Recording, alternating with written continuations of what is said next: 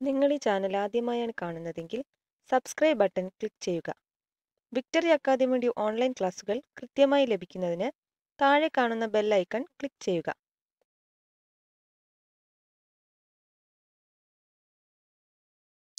AIDS രോഗം ആദ്യമായി report ചെയ്തത് എവിടെയാണ്? അമേരിക്കയിൽ. അമേരിക്കയിലാണ് എയ്ഡ്സ് രോഗം ആദ്യമായി റിപ്പോർട്ട് ചെയ്തത്. എയ്ഡ്സ് രോഗം ഇന്ത്യയിൽ ആദ്യമായി റിപ്പോർട്ട് ചെയ്തത് എവിടെയാണ്? ചെന്നൈ. ചെന്നൈയിലാണ് എയ്ഡ്സ് രോഗം ഇന്ത്യയിൽ ആദ്യമായി റിപ്പോർട്ട് ചെയ്തത്. എയ്ഡ്സ് രോഗം കേരളത്തിൽ ആദ്യമായി റിപ്പോർട്ട് ചെയ്തത് ഏത് ജില്ലയിലാണ്? പത്തനംതിട്ട. പത്തനംതിട്ട ജില്ലയിലാണ് എയ്ഡ്സ് രോഗം കേരളത്തിൽ ആദ്യമായി റിപ്പോർട്ട് ചെയ്തത്. എയ്ഡ്സ് രോഗികൾ ഏറ്റവും കൂടുതലുള്ള രാജ്യം ഏതാണ്? ദക്ഷിണാഫ്രിക്ക. ദക്ഷിണാഫ്രിക്കയിലാണ് എയ്ഡ്സ് രോഗികൾ ഏറ്റവും കൂടുതലുള്ളത്. സാർസ് രോഗം ആദ്യമായി റിപ്പോർട്ട് ചെയ്തത് ഏത് രാജ്യത്താണ്? ഹോങ്കോങ്. ഹോങ്കോങ്ങിലാണ് സാർസ് രോഗം ആദ്യമായി റിപ്പോർട്ട് ചെയ്തത്. ഷൺമുഖദാസൻ എന്ന പേരിൽ അറിയപ്പെട്ടിരുന്ന സാമൂഹ്യ പരിഷ്കർത്താവ് ആരാണ്? ചട്ടമ്പിസ്വാമികൾ. ചട്ടമ്പിസ്വാമികളാണ് ഷൺമുഖദാസൻ എന്ന പേരിൽ അറിയപ്പെട്ടിരുന്ന സാമൂഹ്യ പരിഷ്കർത്താവ്. ചട്ടമ്പിസ്വാമികൾ ജനിച്ചത് എന്നാണ്? 1853 ഓഗസ്റ്റ് 25. 1853 ഓഗസ്റ്റ് 25-നാണ് ചട്ടമ്പിസ്വാമികൾ ജനിച്ചത്. കണ്ണമ്മൂലയിലെ കൊല്ലൂർ എന്ന സ്ഥലത്താണ് ചട്ടമ്പിസ്വാമി ജനിച്ചത്. ചട്ടമ്പിസ്വാമികളുടെ ബാല്യകാലനാമം എന്താണ്? കുഞ്ഞൻപിള്ള. കുഞ്ഞൻപിള്ള എന്ന നാമത്തിലാണ് ചട്ടമ്പിസ്വാമി കുഞ്ഞുനാളിൽ അറിയപ്പെട്ടിരുന്നത്. ചട്ടമ്പിസ്വാമികളുടെ സമാധി സ്ഥലം എവിടെയാണ്? കൊല്ലം ജില്ലയിലെ പന്മനയാണ് ചട്ടമ്പിസ്വാമികളുടെ സമാധി സ്ഥലം. കൊല്ലം ജില്ലയിലെ പന്മനയിലാണ് ചട്ടമ്പിസ്വാമി സമാധിയായത്. പുകയില ചെടിയിൽ നിക്കോട്ടിൻ കാണപ്പെടുന്നത് എവിടെയാണ്? വേരിൽ. പുകയില ചെടിയുടെ വേരിലാണ് നിക്കോട്ടിൻ കാണപ്പെടുന്നത്. മൈക്രോബയോളജിയുടെ പിതാവ് ആരാണ്? Louis pastor. ലൂയി പാസ്റ്റർ ആണ് മൈക്രോബയോളജിയുടെ പിതാവ്. നിശബ്ദ കൊലയാളി എന്നറിയപ്പെടുന്നത് ഏത് രോഗാവസ്ഥയാണ്? അമിത രക്തസമ്മർദ്ദം. അമിത രക്തസമ്മർദ്ദമാണ് നിശബ്ദ കൊലയാളി എന്നറിയപ്പെടുന്ന രോഗാവസ്ഥ. വിറ്റാമിനുകളെ കണ്ടെത്തിയത് ആരാണ്? Casimir funk. കാസിമർ ഫങ്ക് എന്ന ശാസ്ത്രജ്ഞനാണ് വിറ്റാമിനുകളെ കണ്ടെത്തിയത്. എബോള രോഗം ആദ്യമായി റിപ്പോർട്ട് ചെയ്തത് എവിടെയാണ്? ആഫ്രിക്കയിൽ. ആഫ്രിക്കയിലാണ് എബോള രോഗം ആദ്യമായി റിപ്പോർട്ട് ചെയ്തത്. രാജീവ് ഗാന്ധി ഖേൽരത്ന അവാർഡ് നേടിയ ആദ്യ മലയാളി വനിത ആരാണ്? KM ബീനാമോൾ. KM ബീനാമോളാണ് രാജീവ് ഗാന്ധി ഖേൽരത്ന അവാർഡ് നേടിയ ആദ്യ വനിത. മലയാള സിനിമയിലെ ആദ്യ നായിക ആരാണ്? PK Rossi. PK റോസിയാണ് മലയാള സിനിമയിലെ ആദ്യ മലയാളി നായിക. ഉർവശി അവാർഡ് നേടിയ ആദ്യ മലയാളി വനിത ആരാണ്? ശാരദ. ശാരദയാണ് ഉർവശി അവാർഡ് നേടിയ ആദ്യ വനിത. ഗവർണറായ ആദ്യ മലയാളി വനിത ആരാണ്? ഫാത്തിമ ബീവി. ഫാത്തിമ ബീവിയാണ് ഗവർണറായ ആദ്യ മലയാളി വനിത. മാർപ്പാപ്പ വിശുദ്ധയായി പ്രഖ്യാപിച്ച ആദ്യ മലയാളി വനിത ആരാണ്? അൽഫോൺസാമ്മ. അൽഫോൺസാമ്മയാണ് മാർപ്പാപ്പ വിശുദ്ധയായി പ്രഖ്യാപിച്ച ആദ്യ മലയാളി വനിത. ഇന്ത്യൻ തപാൽ സ്റ്റാമ്പിൽ പ്രത്യക്ഷപ്പെട്ട ആദ്യ മലയാളി ആരാണ്? ശ്രീനാരായണ ഗുരു. ശ്രീനാരായണ ഗുരുവാണ് ഇന്ത്യൻ തപാൽ സ്റ്റാമ്പിൽ പ്രത്യക്ഷപ്പെട്ട ആദ്യ മലയാളി. 1965-ലാണ് പ്രസ്തുത സ്റ്റാമ്പ് പുറത്തിറക്കിയത്. ഒരു വിദേശ രാജ്യത്തിന്റെ തപാൽ സ്റ്റാമ്പിൽ പ്രത്യക്ഷപ്പെട്ട ആദ്യ മലയാളി ആരാണ്? ശ്രീനാരായണ ഗുരു. ശ്രീനാരായണ ഗുരുവാണ് ഒരു വിദേശ രാജ്യത്തിന്റെ തപാൽ സ്റ്റാമ്പിൽ പ്രത്യക്ഷപ്പെട്ട ആദ്യ മലയാളി. ശ്രീനാരായണ ഗുരുവിന്റെ ആദ്യ രചന ഏതാണ്? ഗജേന്ദ്രമോക്ഷം വഞ്ചിപ്പാട്ട്. ഗജേന്ദ്രമോക്ഷം വഞ്ചിപ്പാട്ടാണ് ശ്രീനാരായണ ഗുരുവിന്റെ ആദ്യ രചന. ശ്രീനാരായണ ഗുരുവിന്റെ സമാധി സ്ഥലം എവിടെയാണ്? ശിവഗിരി. ശിവഗിരിയാണ് ശ്രീനാരായണ ഗുരുവിന്റെ സമാധി സ്ഥലം. 1928 ശ്രീനാരായണ ഗുരു സമാധിയായത്. ശ്രീനാരായണ ഗുരു സമാധി സമയത്ത് ധരിച്ചിരുന്ന വസ്ത്രത്തിന്റെ നിറം ഏതാണ്? വെള്ള. വെള്ള വസ്ത്രമാണ് ശ്രീനാരായണ ഗുരു സമാധി സമയത്ത് ധരിച്ചിരുന്നത്. ശ്രീനാരായണ ഗുരുവിനെ കുറിച്ച് ആർ സുകുമാരൻ സംവിധാനം ചെയ്ത cinema Yugapurushan. Vernacular press act കൊണ്ടുവന്ന വൈസ്രോയി ആരാണ്? ലിട്ടൻ. ലിട്ടൻ പ്രഭുവാണ് വെർണക്കുലർ പ്രസ് ആക്ട് കൊണ്ടുവന്ന വൈസ്രോയി. വെർണക്കുലർ പ്രസ് ആക്ട് പിൻവലിച്ച വൈസ്രോയി ആരാണ്? റിപ്പൺ. റിപ്പൺ ആണ് വെർണക്കുലർ പ്രസ് ആക്ട് പിൻവലിച്ച വൈസ്രോയി. ഏത് വൈസ്രോയുടെ കാലത്താണ് ഇന്ത്യൻ പീനൽ കോഡ് നിലവിൽ വന്നത്? കാനിങ്. കാനിങ് പ്രഭുവിന്റെ കാലത്താണ് ഇന്ത്യൻ പീനൽ കോഡ് നിലവിൽ വന്നത്.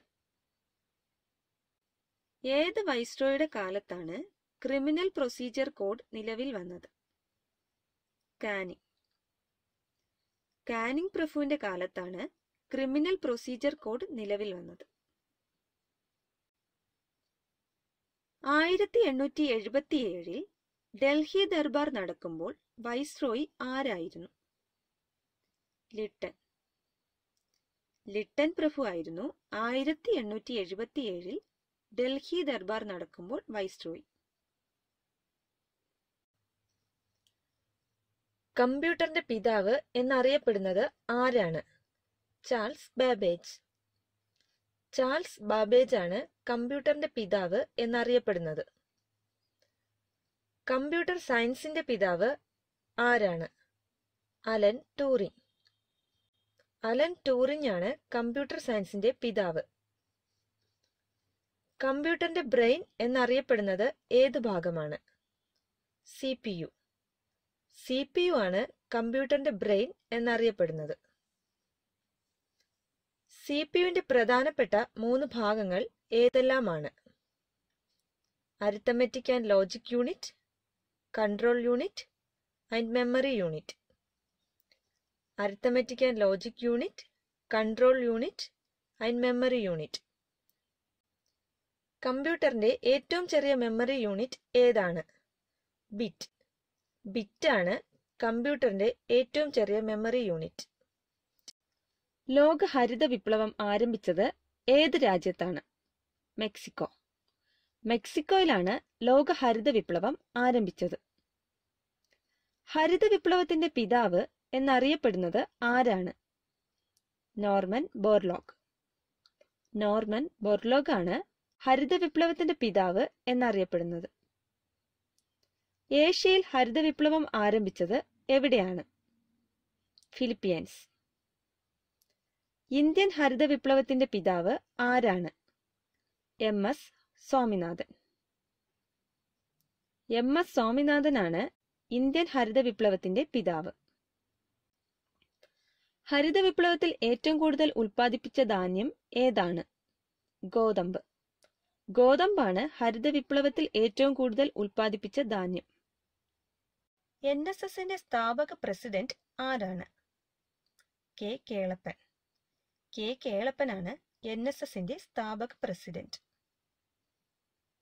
മാതൃഭൂമി പത്രത്തിന്റെ സ്ഥാപകൻ ആരാണ്? KP കേശവമേനോൻ. KP കേശവമേനോനാണ് മാതൃഭൂമി പത്രം സ്ഥാപിച്ചത്. സഖാവ് എന്നറിയപ്പെടുന്ന കമ്മ്യൂണിസ്റ്റ് നേതാവ് ആരാണ്? P കൃഷ്ണപിള്ള. P കൃഷ്ണപിള്ളയാണ് സഖാവ് എന്നറിയപ്പെടുന്ന കമ്മ്യൂണിസ്റ്റ് നേതാവ്. സഖാക്കളെ മുന്നോട്ട് എന്ന മുദ്രാവാക്യത്തിന്റെ ഉപജ്ഞാതാവായ കമ്മ്യൂണിസ്റ്റ് നേതാവ് ആരാണ്? P കൃഷ്ണപിള്ള. ആരുടെ നേതൃത്വത്തിലാണ് മലയാളി സഭ രൂപം കൊണ്ടത്? സി കൃഷ്ണപിള്ള. സി കൃഷ്ണപിള്ളയുടെ നേതൃത്വത്തിലാണ് മലയാളി സഭ രൂപം കൊണ്ടത്. കേരളത്തിലെ സുഭാഷ് ചന്ദ്രബോസ് എന്നറിയപ്പെടുന്നത് ആരാണ്? അബ്ദുൾ റഹ്മാൻ സാഹിബ്. അബ്ദുൾ റഹ്മാൻ സാഹിബാണ് കേരളത്തിലെ സുഭാഷ് ചന്ദ്രബോസ് എന്നറിയപ്പെടുന്നത്. ആദ്യമായി ചിക്കൻ ഗുനിയ റിപ്പോർട്ട് ചെയ്തത് എവിടെയാണ്? ടാൻസാനിയ. ടാൻസാനിയ എന്ന രാജ്യത്താണ് ആദ്യമായി ചിക്കൻ ഗുനിയ റിപ്പോർട്ട് ചെയ്തത്. ലോകത്ത് ഏറ്റവും കൂടുതൽ പ്രമേഹ രോഗികൾ ഉള്ള രാജ്യം ഏതാണ്? ഇന്ത്യ. ഇന്ത്യയിലാണ് ഏറ്റവും കൂടുതൽ പ്രമേഹ രോഗികൾ ഉള്ളത്. ക്ലോണിങ്ങിന്റെ പിതാവ് എന്നറിയപ്പെടുന്നത് ആരാണ്? Ian Wilmut. ഇയാൻ വിൽമുട്ടാണ് ക്ലോണിങ്ങിന്റെ പിതാവ് എന്നറിയപ്പെടുന്നത്. കേരളത്തിന്റെ ഔദ്യോഗിക മത്സ്യം ഏതാണ്? കരിമീൻ. കരിമീനാണ് കേരളത്തിന്റെ ഔദ്യോഗിക മത്സ്യം. ഇന്റർനെറ്റ് ഉപയോഗത്തിനായി ആദ്യം രൂപീകരിച്ച ഭാഷ ഏതാണ്? ജാവ. ജാവ എന്ന ഭാഷയാണ് ഇന്റർനെറ്റ് ഉപയോഗത്തിനായി ആദ്യം രൂപീകരിച്ചത്. ഇന്റർനെറ്റിന്റെ ആദ്യ രൂപം ഏതാണ്? ആർപ്പാനെറ്റ്. ആർപ്പാനെറ്റ് ആണ് ഇന്റർനെറ്റിന്റെ ആദ്യ രൂപം. ഇന്ത്യൻ ഇൻഫർമേഷൻ ടെക്നോളജിയുടെ പിതാവ് എന്നറിയപ്പെടുന്നത് ആരാണ്? രാജീവ് ഗാന്ധി. മുൻ ഇന്ത്യൻ പ്രധാനമന്ത്രിയായ രാജീവ് ഗാന്ധിയാണ് ഇന്ത്യൻ ഇൻഫർമേഷൻ ടെക്നോളജിയുടെ പിതാവ്. സർക്കാർ ഓഫീസുകളിൽ ഇമെയിൽ സംവിധാനം ആദ്യമായി ഏർപ്പെടുത്തിയ സംസ്ഥാനം ഏതാണ്? ഗോവ. ഗോവയാണ് സർക്കാർ ഓഫീസുകളിൽ ഇമെയിൽ സംവിധാനം ആദ്യമായി ഏർപ്പെടുത്തിയ സംസ്ഥാനം. ലോകത്തിലെ ആദ്യ സൂപ്പർ കമ്പ്യൂട്ടർ ഏതാണ്? CDC 6600. CDC 6600 ആണ് ലോകത്തിലെ ആദ്യത്തെ സൂപ്പർ കമ്പ്യൂട്ടർ. സ്വതന്ത്രമായി ചിന്തിക്കുക, ധീരമായി ചോദ്യം ചെയ്യുക. ആരുടെ വരികളാണിത്? സഹോദരൻ അയ്യപ്പൻ. സഹോദരൻ അയ്യപ്പന്റെ വരികളാണ് സ്വതന്ത്രമായി ചിന്തിക്കുക, ധീരമായി ചോദ്യം ചെയ്യുക എന്നത്. സഹോദരൻ അയ്യപ്പൻ സ്മാരകം സ്ഥിതി ചെയ്യുന്നത് എവിടെയാണ്? ചെറായി. എറണാകുളം ജില്ലയിലെ ചെറായി എന്ന സ്ഥലത്താണ് സഹോദരൻ അയ്യപ്പൻ സ്മാരകം സ്ഥിതി ചെയ്യുന്നത്. സഹോദരൻ അയ്യപ്പൻ സ്ഥാപക എഡിറ്ററായി ആരംഭിച്ച പത്രം ഏതാണ്? യുക്തിവാദി. യുക്തിവാദി എന്ന പത്രമാണ് സഹോദരൻ അയ്യപ്പൻ സ്ഥാപക എഡിറ്ററായി ആരംഭിച്ച പത്രം. യുക്തിവാദി മാസിക ആരംഭിച്ചത് എന്നാണ്? 1928. 1928 യുക്തിവാദി എന്ന മാസിക ആരംഭിച്ചത്. മിശ്രഭോജനത്തെ അനുകൂലിച്ചുകൊണ്ട് മിതവാദി പത്രത്തിൽ മുഖപ്രസംഗം എഴുതിയത് ആരാണ്? സി കൃഷ്ണൻ. സി കൃഷ്ണനാണ് മിശ്രഭോജനത്തെ അനുകൂലിച്ചുകൊണ്ട് മിതവാദി പത്രത്തിൽ മുഖപ്രസംഗം എഴുതിയത്. സാർസ് രോഗം ഇന്ത്യയിൽ ആദ്യമായി റിപ്പോർട്ട് ചെയ്തത് ഏത് സ്ഥലത്താണ്? ഗോവ. ഗോവയിലാണ് സാർസ് രോഗം ഇന്ത്യയിൽ ആദ്യമായി റിപ്പോർട്ട് ചെയ്തത്. യുനാനി ചികിത്സാ രീതി രൂപം കൊണ്ടത് ഏത് രാജ്യത്താണ്? ഗ്രീസ്. തെങ്ങിന്റെ ശാസ്ത്രനാമം എന്താണ്? Cocos nucifera. കോക്കോസ് ന്യൂസിഫറയാണ് തെങ്ങിന്റെ ശാസ്ത്രീയ നാമം. നെല്ലിന്റെ ശാസ്ത്രീയ നാമം എന്താണ്? ഒറൈസ സറ്റേവ.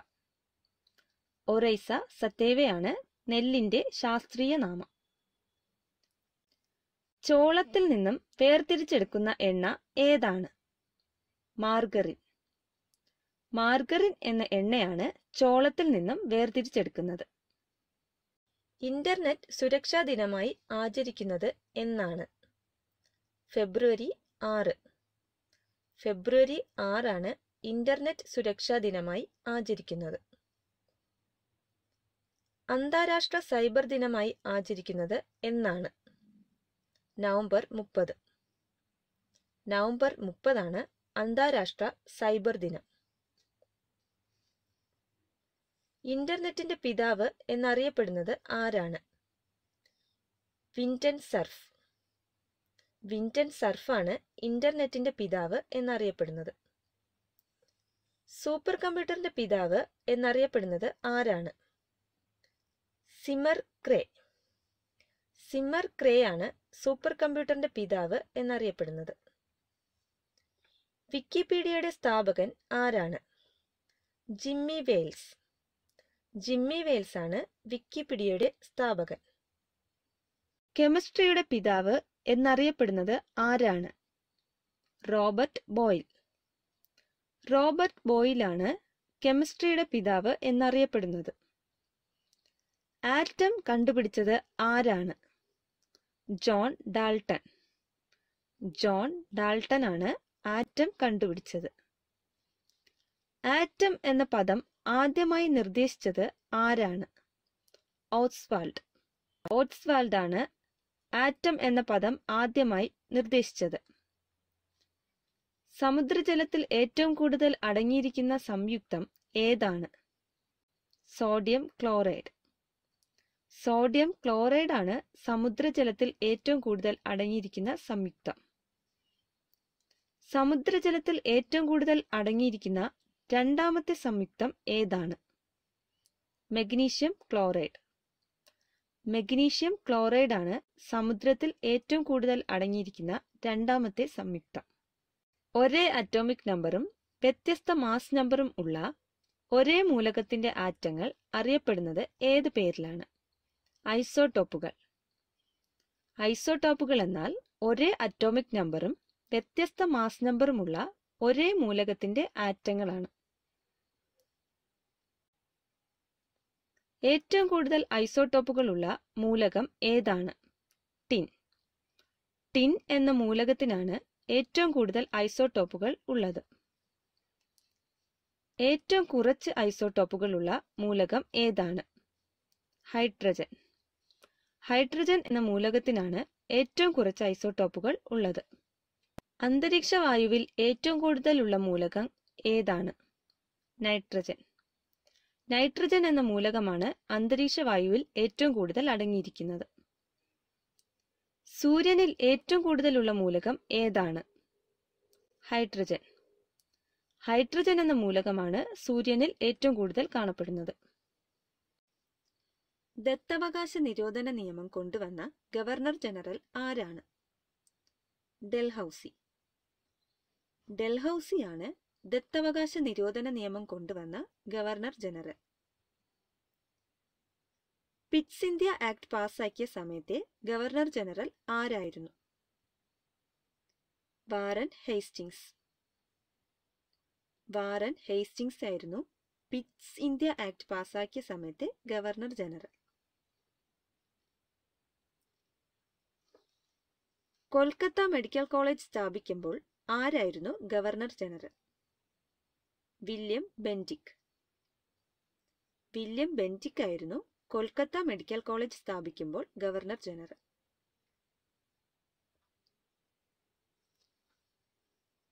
സതി എന്ന ദുരാചാരം നിരോധിച്ച ഗവർണർ ജനറൽ ആരാണ്? William Bentinck.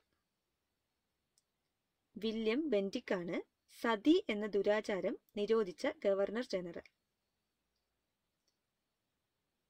രണ്ടാം മൈസൂർ യുദ്ധകാലത്തെ ബ്രിട്ടീഷ് ഗവർണർ ജനറൽ ആരായിരുന്നു? ഹേസ്റ്റിംഗ് ഒന്നാമൻ. ഹേസ്റ്റിങ്സ് ഒന്നാമനായിരുന്നു രണ്ടാം മൈസൂർ യുദ്ധകാലത്തെ ബ്രിട്ടീഷ് ഗവർണർ ജനറൽ. ഹൈദരാബാദ് പട്ടണം നിർമ്മിച്ചത് ആരാണ്? കുലി കുത്തബ് ഷാ. കുലി കുത്തബ് ഷായാണ് ഹൈദരാബാദ് പട്ടണം നിർമ്മിച്ചത്. ചാർമീനാർ പണി കഴിപ്പിച്ചത് ആരാണ്? കുലി കുത്തബ് ഷാ. കുലി കുത്തബ് ഷായാണ് ചാർമീനാർ പണി കഴിപ്പിച്ചത്.